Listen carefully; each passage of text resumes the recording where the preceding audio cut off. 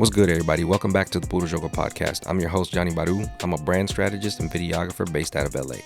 I've been helping athletes, creatives, and entrepreneurs like yourself build and grow their personal brands with visual and strategic approaches. I'm focused on building a legacy and chasing greatness. You could have been anywhere in the world tonight, but you're here with me. I appreciate that. Now let's get it. All right, what's good, everybody? My name is Johnny Baru, and I'm your host for today's episode of the Puro Jogo podcast. I'm a brand strategist and videographer based in Los Angeles, and I work with athletes, music artists, and creative entrepreneurs. First, I want to thank y'all for tuning in and listening. I appreciate every single one of y'all. First, I want to break down the approach we've taken with the Puro Jogo podcast.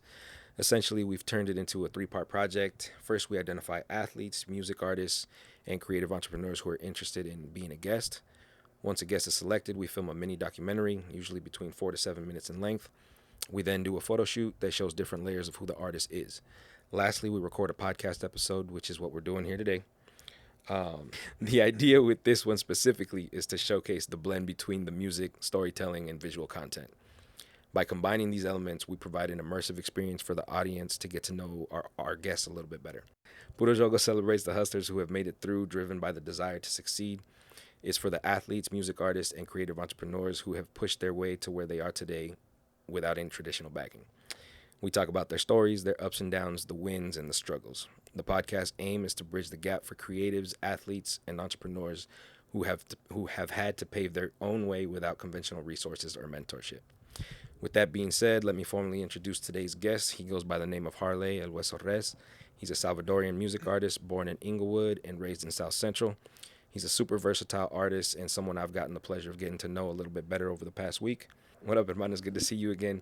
I tried to give a proper intro, but can you please introduce yourself to the audience and let them know who you are, fill in any gaps that I may have missed along the way. No, I got you.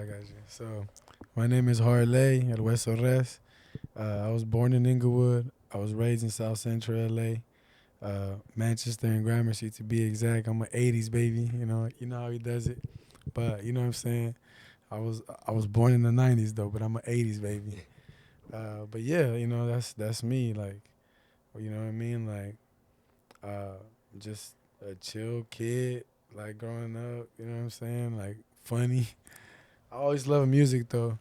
That always been my main thing. And, we here today with my boy Johnny, you know what I'm saying? Yes, sir. Okay. So, like I said, we've gotten to know each other a little bit better, right? Over the past week while we're working on this project. What has been your experience throughout this process? It's been dope. Like, this is my first time doing like a documentary type, and it's been dope. It's been a dope process. Like, I try to not think about it too much. Like, there's a camera rolling. Yeah. But it's cool. Like, you're a pretty chill dude, you feel me? Like, I pretty appreciate chill you. guy, you know what I'm saying? Like, we out here vibing. And yeah, it was pretty fun. I appreciate you. I appreciate you for saying that. It's been a really dope experience for me too. I respect you as an artist, as a person, and like I said, we've gotten to know a little bit more, like a different side of you, and I think that's really cool that we get to share that with the world. So, what are you hoping people walk away with after watching your doc? After watching it, I want them to walk away with knowing that I'm still a human at the end of the day, you know? Like, I get it. Like, they see, like, the whole artist thing, and, like, they thinking, oh, this dude is a straight artist because of what they see on social media, or that's all they know about me. Right. If you go and you look me up, you're only going to know my music stuff. But this documentary is, like, knowing me more in a deeper level, like how my day goes, you feel me? And so, like, that's what I want them to take away from it, is to know me more, a little bit more on a personal level. You feel me? Okay. Yeah, most definitely. And I think we did a good job of doing that. You haven't seen the finalized product. We're still got to cut it and whatnot. You know what I mean? But between the three parts, I think people are going to get a better sense as to who you are.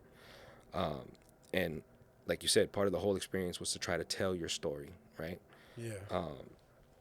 And we showed some pretty dope elements. Like you said, we showed your daily routine, your life as an artist. We showed you clearing your head, working out, you in the studio. That was cool. And we even showed a different side of you that maybe some of your audience doesn't even know, which uh, you work with kids that have special needs. So not I feel like not everybody can do that kind of work. It takes a real special person, individual to do that, and I respect you for doing that. I appreciate that. And I feel like we kind of got to see you switch out into like Superman, like where you give of your time and your heart to these kids during the day, but then at night you turn into this persona and this artist, like crazy talented artist, by the way. I appreciate it, bro. So thank you for what you do. Um, I'm sure that the kids and the parents appreciate that as well. You know what I mean? But thank you for what you do with the kids, man. That's real special. Man, of course, of course. And shout out to your boy Luis. We got to shoot a segment with him, right? Yeah, my boy Luis, man. Shout out to Luis, bro. We were making pancakes, and I think it's cool that he still has his sense of humor. When you asked him how good your pancakes were, you remember what his response was? Yeah. He was like, they all right. I was like, all right, bro. And I put chocolate chip on them, too. Like, well, he put the chocolate chips in it, but Yeah. he was like, nah, They're all all right. I was like, man, forget you, bro. You know what I'm saying? Like, all right, I see it. He did you dirty on live. Yeah. Okay, so then can you tell me what your origin story is as an artist? Like, how did you get started with music and where your name came from? Well, how I got started with music, making music, was honestly, I started back in the days when my boy Wealthy, we used to be in the projects freestyling, and I used to see him freestyle. And so that's what kind of like motivated me to start rapping because I thought it was so dope. You feel me? But before that, when I was younger, music was always like, I was always gravitated like by it, like especially like Outkast. Like I loved Outkast.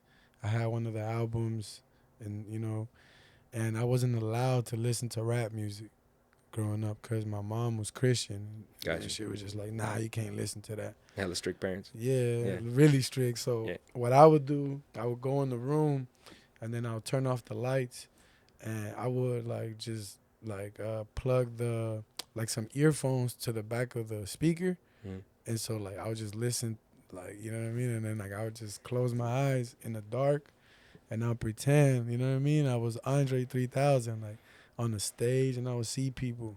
That was my way of like playing with toys or whatever, or playing with video games. I used to sit there for like hours, and I used to do it in the dark because I would see like the light will be on the other side. So if I see footprints, like I'll turn it off. You know somebody's coming. Yeah, man. So like, yeah, that's like, and I would never really pay attention to that, but I would always, now that I'm older and I look back, I'm like, dang, like something was always there that was like pulling me towards that. So you gravitated towards music. It always called you. Yeah. Okay, that's dope. Can we talk about like when you flip that switch into your artist? Like when you go from what I call your Superman outfit, right? Where you turn into the artist, when you tap into Harlay, or you tap into El Wueso, because my understanding is you got two different kind of alter egos when it comes to music, right? Yeah. So creatively, what do each of those do for you? So Harlay is pretty much the South Central artist. You feel me? South Central resident, Inglewood born. You know what I'm saying? Like Harlay is just like rapping in English. You know, with the whole LA lingo. You know that's Harlay. You feel me? Like smoking, chilling, vibing, drinking. You know what I'm saying? Having Not giving a fuck, like having a good time. El Wuezo Rez, El Wueso Rez is my Latin side. You feel me? Okay. El Wueso Rez, ese maje le gusta el Basil también, pero, ese anda global. Ese es de todo el mundo. You feel me? Yeah. El Wueso Rez, relax, baby. It's a whole different persona, two different people.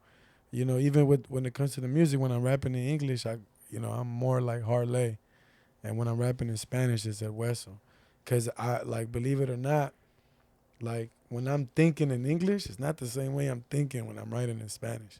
Yeah, no, well, formulating lyrics and stuff You know is what I different. mean? Yeah, Because when I'm thinking of my lyrics in Spanish, I'm thinking of my Salvadorian lingo and the culture and the mannerisms and shit. yeah, But then when I'm rapping in English, I'm thinking like a LA motherfucker, you know? yeah, Because I am from LA, I'm from yeah. South Central. Right.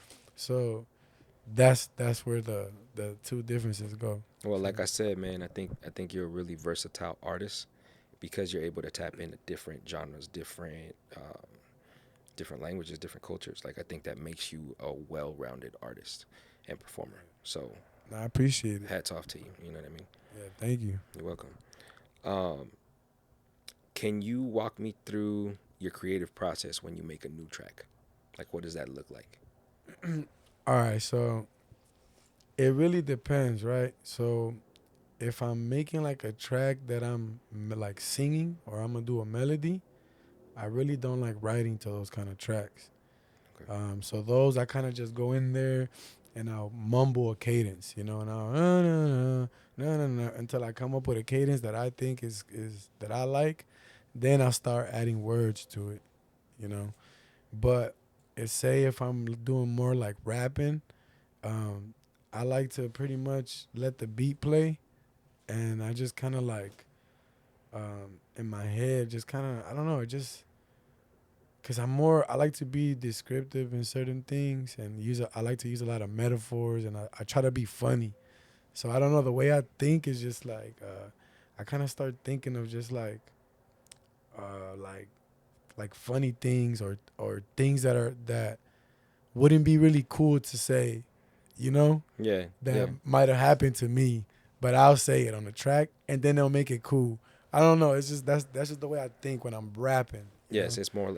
It's more playful. I feel. Yeah, like I'm more playful with it, and then the words, cause I feel like it just comes like the the like the flow patterns. I like to even play with that too. Like I like to be very like intricate with it, you know.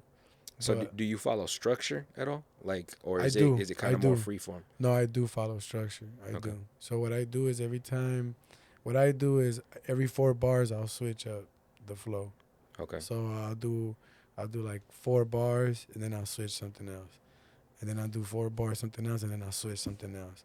So if it's like a 12 bar verse, like throughout the verse, what I'm trying to do is I'm switching it off. Unless I come up with something real catchy, like a flow pattern real catchy, then I'll keep it.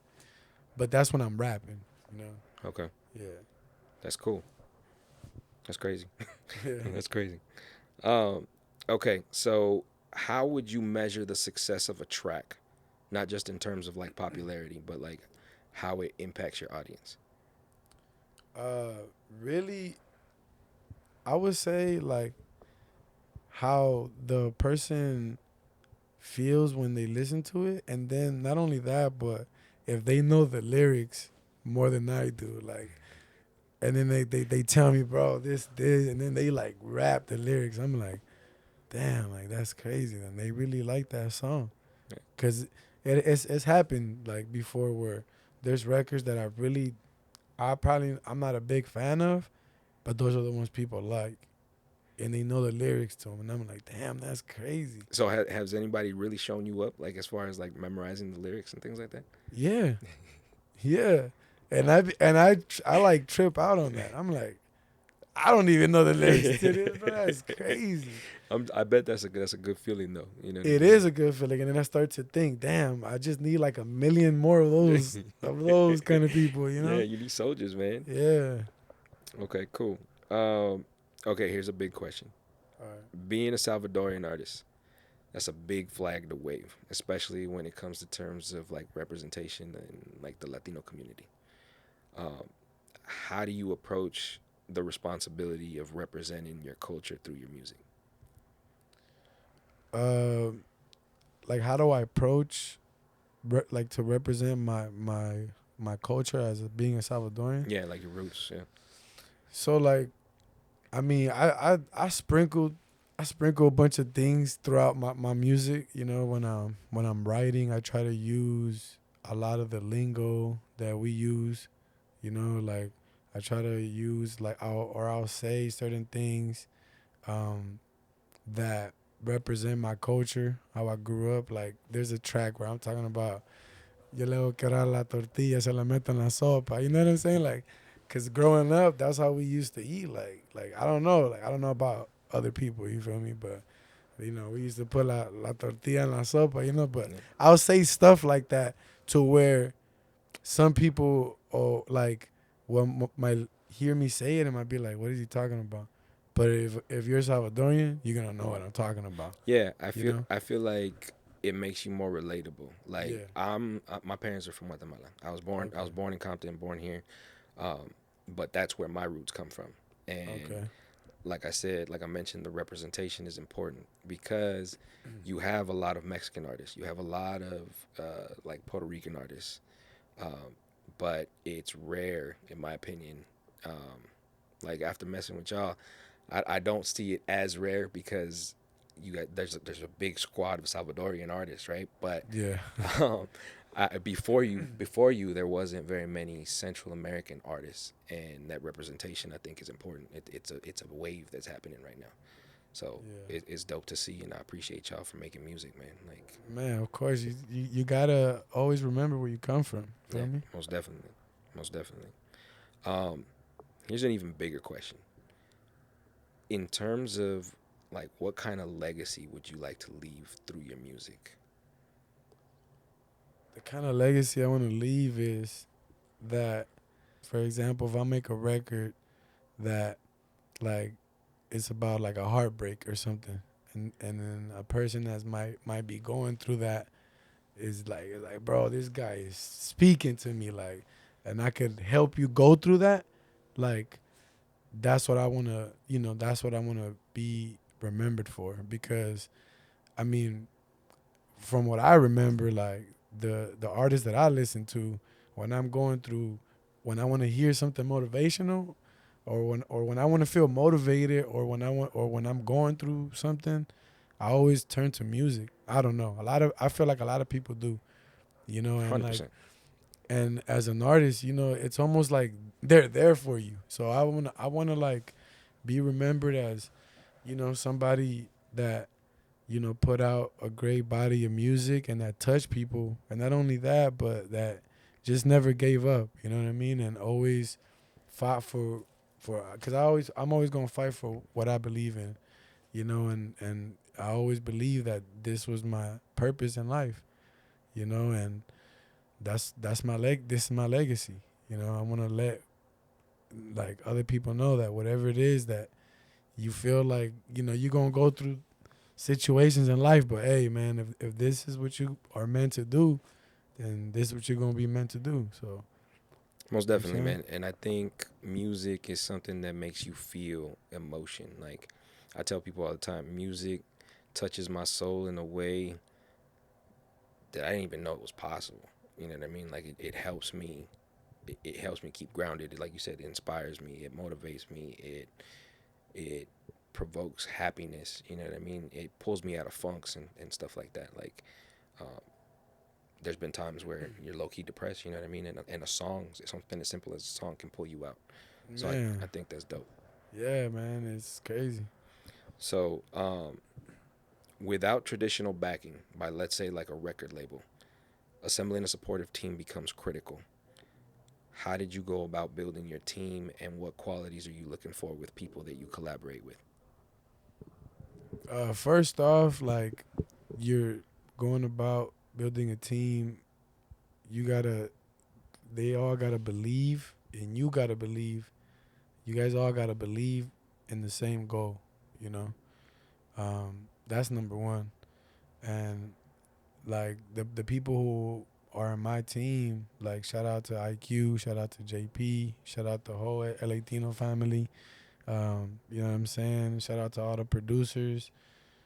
Uh, they just all are like hardworking people. First off, like, driven. Like, we're all about, like, this goal, and we're driven for it. Like, we not gonna put no excuse. You know what I'm saying?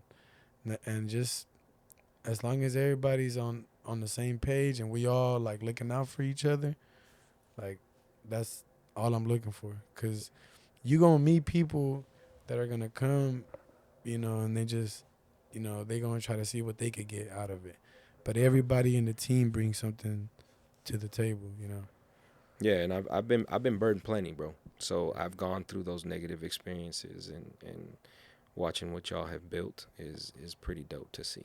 Okay, so have there been moments where you had to trust your instincts over industry norms, and how has that shaped your career? Um, yeah, I have, um, because there's been times where people told me that all I could do is just rap and just stick to doing rap, or like don't try doing like melodies or singing stuff. And like I was like, nah, because I don't want to just put myself in that box. And I'm not saying I'm the best singer or I'm mainly sing, but I mean I've done records like Prendete is a great record, and That's a fire record, bro. and like that would have never came out if I would have sat there and listened to people. Or been And scared or to try it, shout out right? to FIFA and Chris O'Bannon. Like again, going back to the team that Yeah, I have, people that believed in me, that pushed me and said, "Nah, man, like you got this." You know what I mean? Like let's let's get it, and then there you go. So I've had those experiences, and you just never know with the music. You feel me? At the end of the day, people are gonna choose. You know what I mean? What they like. You right. know. Right, and I kind of remember where I was headed with that. So like the fact that you guys are all flying under the same mission, like it's dope that you guys support each other, right? So you started to speak on that. Like you're one part of the group that FIFA put together, right? Um, FIFA's another artist that I hope I get to work with in the future. But you guys formed a group called LA Tinos, and I've gotten to see glimpses of what y'all have built there, where you guys support each other. If you have a show, they pull up on you. If they got a show, you pull up and support. Um, and I think that's dope. Like even when you guys try to pull and get set time for each other, like that's a big deal, man. I was raised with the mentality de donde comen dos, comen tres. So shout out to my pops and my moms for instilling that in me. Yeah, that's what's up. But I feel like you guys fully embrace that. I think like you guys support each other in ways that it's not seen in the music industry, and I think that's a really big deal. We need more coalitions, more groups, more communities that support each other, and I think what you guys have built is really cool. So congrats on that. I appreciate it. Um, as creatives and entrepreneurs, sometimes we don't know when our next check is coming. You know what I mean? And that's a really hard path and journey to take. Yeah. And I'm a creative as well, so like I'm not a musician, but I shoot photo and video and all of that. So um, it's a really hard path to take. And I feel like if you have a group of friends like the way that you guys have built, where you guys respect each other's craft, I think it makes all the difference in the world. So that being said, can you speak to how you have felt being a part of LA Latinos? Like it's been a big part of my journey, as an artist, because as soon as I started working with Latinos, like mainly with FIFA, like that's where I started doing the Spanish. You know what I mean? The Spanish, like he's the one that got me to do my first Spanish record, which is Abusadora, and um, I still wasn't sold on it the first time. You know what I mean? You know what I'm saying? But he would always push me like, "Hey man, you gotta do the Spanish, bro. You gotta do the Spanish. Like you're hard in English. Like do that same in Spanish. Like that same flow. Like that same." And I was just like not really sold in it until like later down the line I started doing it, and we FIFA's always been a big support, and the whole Latinos camp, like Ratchet, Mas Fortuna, Daisy, everybody. I got love for everybody. They've all been very supportive. You feel me? So at the end of the day, like yeah, it's been a big part of where I'm at today. Yeah. Okay, cool. I've seen you perform that record, by the way, La Usadora, and y'all go crazy. That's crazy. Man. Appreciate it, bro. Like it's dope to watch. Like I got to be look, I forget where I watched you perform it, but I was backstage. Like I was watching you guys perform from the back. Oh, that's So hard. you jumped off the stage. FIFA goes all over the place. You know what I Oh mean? yeah, yeah, yeah, yeah. So Yeah, I remember. it's cool. Okay, so as artists, we're all trying to make a dollar out of 15 cents. Um, what strategies have you implemented in order to continue to keep making your music, even without like a backing of a big budget or a label? Really, like I'm gonna just keep it real, like, uh, holding a job. You know what I mean? Like, still grinding, finding ways, like even strategizing ways with with the whole clothing brand, which I'm gonna start to get more involved in a little bit more, which is doing little marketing where I'll do something like that special edition, like when I dropped the Guala bucket hats, Yeah, I remember that. where I only dropped a That was limited genius. amount, and if you cop those Guala hats, that was it. And so doing stuff like that, being creative. I mean, I sold out the first week, and I was just like, I saw people still wanted it, but it was because I'm never gonna make those bucket hats again. So now I'm just thinking of ways to just strategize and apply that same um, those same ideas, but with like maybe like a shirt or some socks. So we'll see like later down the line what I come up with with the whole holla at the Gualas Well, movement. I need you to know that bucket hat idea for me, from a strategy standpoint, like I think that was a genius idea, bro. Like I think if you can implement that into different pieces of merch or different experiences for your audience, I think that would be dope. You know what I mean? Nah, I really appreciate it. So like I'm just sometimes I just be thinking like what can I do different, like just thinking outside the box. And shout out to Nip for that, because Nip was the one that I get very when it comes to thinking like that. I just think about like Nipsey, how he like promoted the Crenshaw merch and the whole marathon, and how they were both different brands, Mm. but it was under the whole. It was what I'm saying, Yeah, like yeah, yeah. it's dope. So yeah, shout out to Nip for that, like you know. That's dope. Okay, we're getting close to the end, but so I know you've had versions of mentorship along the way with good people like IQ. How has that experience been for you, and how has that contributed to your journey as an artist? Man, like I'm gonna just be honest with you right now, bro. Like, there would not be a Harlay or no artist if it wasn't for IQ, bro. We would not be here right now sitting down having this interview if it wasn't for IQ. Can Like, you tell me more about that? man, like, all right. So when I when I decided I wanted to be a rapper, because before, like I was telling you, I met Wealthy. We was just freestyling, whatever, rapping. But then when I decided, okay, I want to record songs, like this is what I want to do. Um, I knew this girl that she gave me two numbers, right? One number, one of the numbers was for Choco. Shout out to Choco. You know what I'm saying? Like, and the other one was IQ. But I called Choco's number first, and he didn't pick up. You know. So whatever the other number that I called was IQ's. So I called it, and at the time I was what, like 18 years old. You feel me? Like I was just fresh out of high school, and I was like, damn, I want to rap. You know. So I called IQ, and IQ was like, yeah, pull up. And he was living like, in a back spot, like, and then he had like some recording equipment. And then yeah, bro, from there the rest was history. Like I recorded my first like real record with IQ. He got me signed 2 years later, and I was able to record in a multi-million-dollar studio because of IQ early on, like early on. And I got to work with Jalil Beats, like it's crazy. And I met FIFA through IQ. That's crazy. I didn't know. Yeah. I didn't know that Yeah, before. so that's what I'm saying. Like, there would not be any of this if it wasn't for IQ.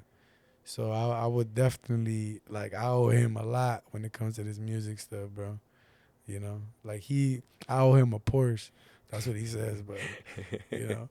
But yeah, man, I owe it to him, bro, cause like like he really took that big brother role, you know, cause I got big brothers, but they're way older than me. Like they're not worried about what I'm doing, you know, but like he really took that big brother role and like put me on game. Like he'll be like, nah, that's whack.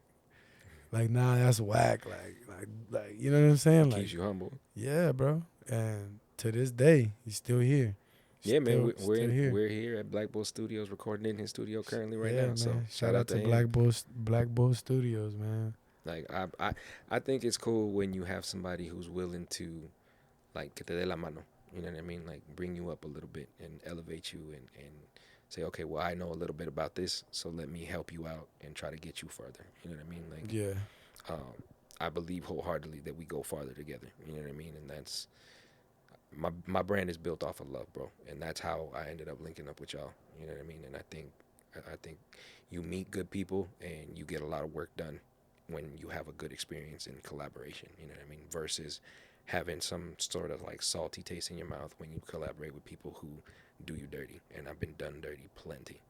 So I appreciate y'all for linking up with me and collaborating with me on the project. Like, I'm super grateful for that. Man, of course, bro. Anytime. Thank you, man. I appreciate it. All right, so this is the last question for the extended portion. All right, let's go. All right. So for aspiring independent artists listening to your journey, what advice would you give to them, to like the people who are trying to make it as artists? What advice would I give to them?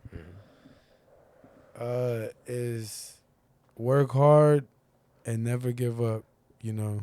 Never give up and don't get mad with, like, don't feel attached to anything. You know, I will really say that because once you get attached to anything, like it's just you get your hopes up, you know, and it's better to just keep grinding like that. Like that's just the best advice I would say, and never give up. You know, once you got those two things on lock, it don't even matter, you know, because you going to figure it out.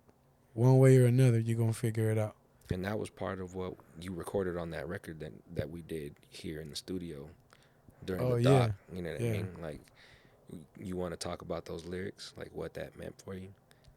Yeah, like, I mean, on the record, I was, you know, just talking about how, like, for the right price, you know, like loyalty is only measured by the next meal, pretty much, you know, and like in this, you know, especially in this game, in this music industry, it could get very cutthroat, you know. 100%. You know, that's why I'm very blessed by the people I'm around, but yeah, it could get very cutthroat, bro. Like, you know, especially if you out here starving, the quicker people gonna fold, just like.